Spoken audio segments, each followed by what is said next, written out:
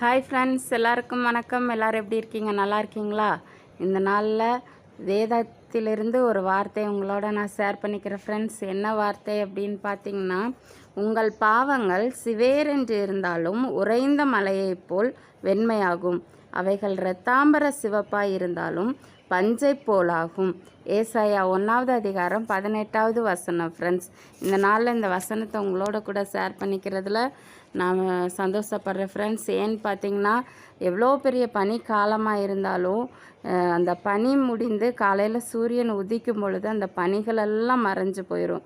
அந்த சூரியன் உதிக்கும்போது அந்த பனிகள் மறையிறது போல் நீதியின் சூரியன் இயேசு கிறிஸ்து உங்கள் வாழ்க்கையில் உதிச்சாங்கன்னா பாவம் என்றதான அந்த காரியம் பனியை போல் மறைஞ்சு போயிடும் ஃப்ரெண்ட்ஸ். அது மாத்திரம் இல்லை, ரத்தாம்பர சிவப்பாக இருந்தாலும் அதை வெண் பஞ்சை போல் மாற்றுவேன்னு சொல்கிறாங்க.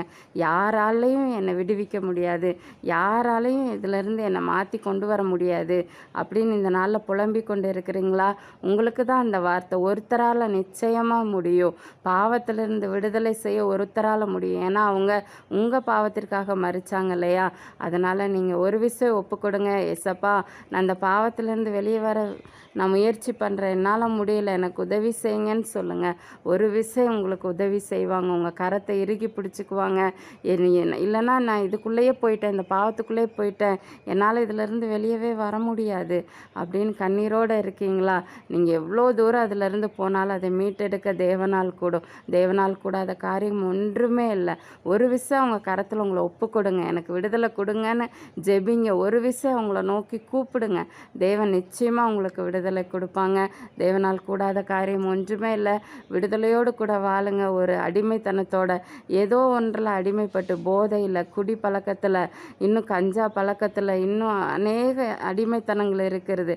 அதில் விழுந்துட்டு இதிலேருந்து வெளியவே வர முடியல அப்படின்னு தினம் தினம் வேதனையோடு இருக்கிறவர்களுக்கு இந்த வார்த்தை உங்களை விடுவிக்க ஒருவரால் கூடும், இயேசு கிறிஸ்துவால் கூடும். அவங்கள நம்புங்க. இயேசுவே, எனக்கு இதிலிருந்து விடுதலை தாங்க, எனக்கு உதவி செய்யுங்கன்னு கேளுங்க. உங்கள் வாழ்க்கையில் இன்றிலிருந்து ஒரு மாற்றம் உண்டாகும். உங்கள் சமுதாயத்தில் உங்களுக்குன்னு ஒரு மதிப்பு உருவாகும்.